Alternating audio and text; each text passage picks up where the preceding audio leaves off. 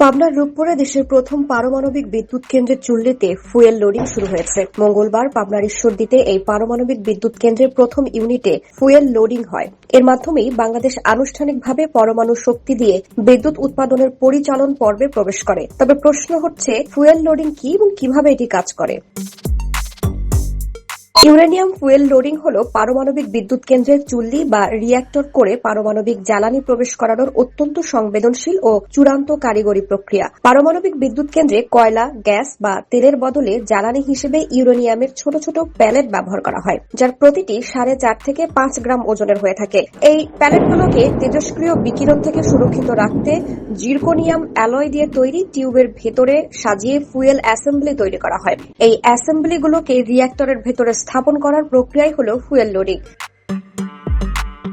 এটি সম্পন্ন হওয়ার পরই বিদ্যুৎ কেন্দ্রে পরীক্ষামূলকভাবে ফিশন বা চেইন রিঅ্যাকশন অর্থাৎ চুল্লিতে তাপ উৎপাদন শুরু করা সম্ভব হয়। ফুয়েল লোডিং একটি অত্যাধুনিক ও স্বয়ংক্রিয় প্রক্রিয়া। একটি বিশেষ ফুয়েল লোডিং মেশিন বা রিফুয়েলিং মেশিনের সাহায্যে এই কাজ সম্পন্ন করা হবে। রূপপুর পারমাণবিক বিদ্যুৎ কেন্দ্রের প্রথম ইউনিটে এই প্রক্রিয়াটি কয়েকটি ধাপে অত্যন্ত সতর্কতার সঙ্গে সম্পন্ন হবে। ফুয়েল লোডিং এর সময় রিঅ্যাক্টরের ভেতরের অংশ বা রিঅ্যাক্টর ভ্যাসেল পানিতে পূর্ণ রাখা হয়, কারণ পানি বিকিরণ প্রতিরোধে সহায়তা করে। এরপর রিফুয়েলিং মেশিনের সাহায্যে অত্যন্ত নিখুঁতভাবে মোট 163টি ফুয়েল অ্যাসেম্বলি একে একে রিঅ্যাক্টর কোরের ভেতর নির্ধারিত স্থানে বসানো হবে। প্রতিটি অ্যাসেম্বলি কোথায় বসবে তা আগেই নির্ধারিত থাকে। ফুয়েল বসানোর পর কন্ট্রোল রড সঠিকভাবে কাজ করছে কিনা তা পরীক্ষা করা হয়। এই পুরো প্রক্রিয়াটি সম্পন্ন হতে প্রায় 45 দিন সময় লাগতে পারে।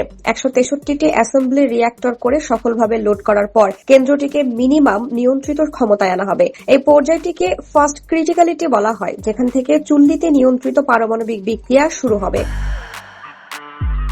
জ্বালানি লোডিং কার্যক্রম শুরু হলেও বিদ্যুৎ পেতে অপেক্ষা করতে হবে আরো 3 মাস। বিজ্ঞান ও প্রযুক্তি মন্ত্রণালয়ের সচিব মোহাম্মদ আনোয়ার হোসেন জানান, সংশ্লিষ্ট সব কর্মকর্তা ও রুশ কর্তৃপক্ষের সঙ্গে আলোচনার ভিত্তিতে জ্বালানি লোডিং এর তারিখ চূড়ান্ত করা হয়েছে। এই প্রক্রিয়া শুরু 3 মাসের মধ্যে অর্থাৎ জুলাইয়ের শেষ বা আগস্টের শুরুতে প্রথম ইউনিট থেকে পরীক্ষামূলকভাবে প্রায় 300 মেগাওয়াট বিদ্যুৎ উৎপাদন শুরু হতে পারে। ধীরে ধীরে উৎপাদন বাড়িয়ে 2027 সালের জানুয়ারির মধ্যে কেন্দ্রটি পূর্ণ সক্ষমতায় পৌঁছাবে।